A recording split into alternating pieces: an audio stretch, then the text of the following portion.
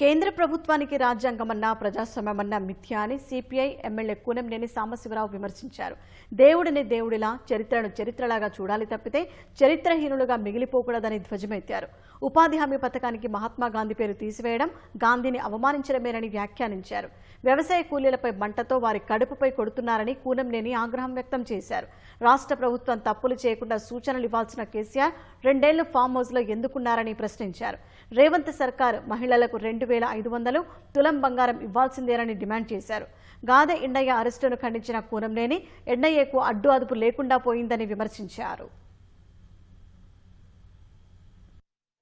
మహాత్మా గాంధీ పేరుతో పెట్టిన ఉపాధి హామీ పథకాన్ని తీసేయటం ఇది ఒక పెద్ద నేరం.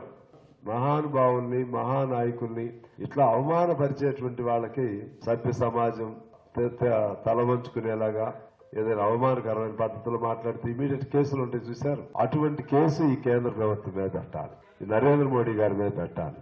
ఉపాధి హామీ పథకం నిధులు సంవత్సరం తగ్గించుకుంటూ వచ్చి ఇప్పుడు ఏం చేశారంటే దాన్ని పేరు మార్చారు, దాని స్వరూపం మార్చారు, దానికి కేటాయించవలసిన నిధులు మార్చారు, దానికి నిర్దేశించిన లక్ష్యం మార్చారు, దానికి ఏమేమి పనులు చేయాలో అవన్నీ ఎవరు చేయాలో అవన్నీ మార్చేసి